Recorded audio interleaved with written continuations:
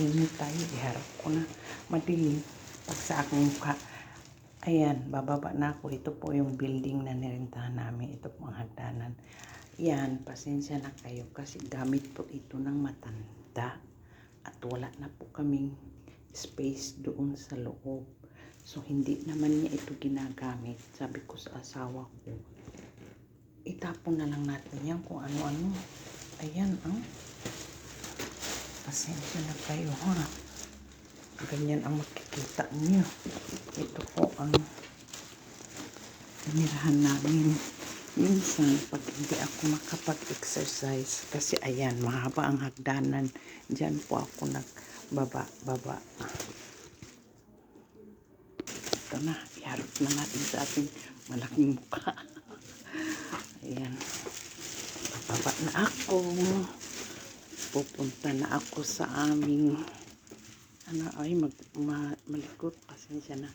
Pupunta na ako sa aming munting kabuhayan. Dahil the weather is very good. Ayan. Baka may mag hello. Ayan. Tapos, iharap ko na kayo doon. Kaya nakita ng malaki. Ayan. Open the door. Alangan naman, open the gate. Wala mang gate. Wala mang gate. Ito po ang labas. Ayan, pero ay, akala ko, ulan pala. Ulan pala siya. Ay, madilim pala ngayon. Maulan pala. Makulimlim pala. Akala ko kanina, ang sarap ng may lumabas na init. Ayan. Ngayon, may kulimlim. Buksan na natin ng ating kabuhayan. Ayan. Pasok na tayo sa loob. Ayan po. Ayan. Wala na pong masyado. Mamili pa ako. Ayan. Ito po ang tinapay. Yan, masarap. Ito ang mabili. Spanish bread at saka pandikoko. At saka yan, pure lemon. Ito pure lemon. Ito, masarap. Masarap yan talaga. Just sharing.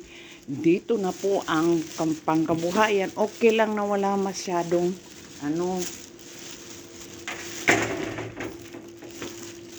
laman paninda kasi meron akong halo-halo, may magpaluto, meron side business.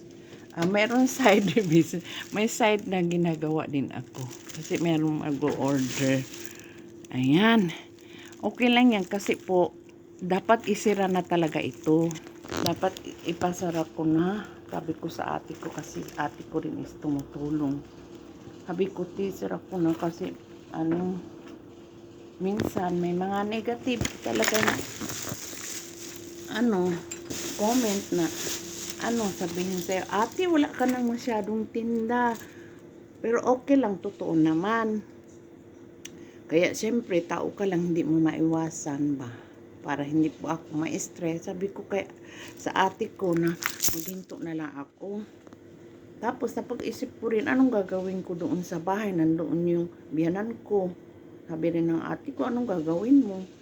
So, sabi niya, magtulungan na lang tayo. Ayun. Kaya, kahit pa paano, ayan. Ito. Meron akong rehabilitation na din ito. Ang aking mga mesa sa halo-halo. Ayan. Ayan po. Ayan. Ito po. Ayan. Yan ang mga ko. Mesa dito. Pag maghalo-halo. Meron akong Japanese doll. Ayan, Ay, ang ganda. Ito from Okinawa daw ito na doll. Ayan. Ayan.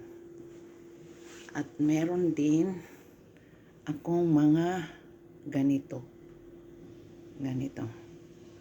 Ito, naalala ko ito. Siguro makarelate kayo dyan sa mga kahit saan, sa atin, sa Pilipinas, kasi ito ang lalagyan namin ng tubig talaga. Dito, hindi mo na kailangan ng rep, malamig yan.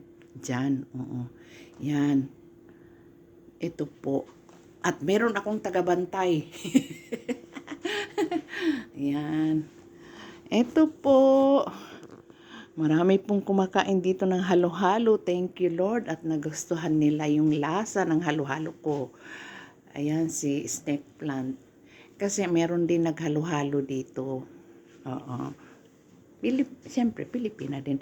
Pero, dito sila pumupunta sa, sabi nila, sa Lapuyan tayo kakain. Lapuyan, variety. Kasi, hindi ako magsasabi, pero sila nagsasabi, masarap daw. Pero, siyempre, love my own. Masarap din talaga yung halo-halo ko. Iba ang lasa doon sa kabila. Kasi may secret ako. Ayan. Kaya nga ako natumba na dyan. Hindi naman. Meron akong ano dyan, siyempre. Iba-iba naman tayong mga paraan sa pagluluto o pag-prepare ng mga pagkain, di ba? Ayan, dito po. Bye! Sana gustuhan nyo, manood kayo. Please, Laban Japan.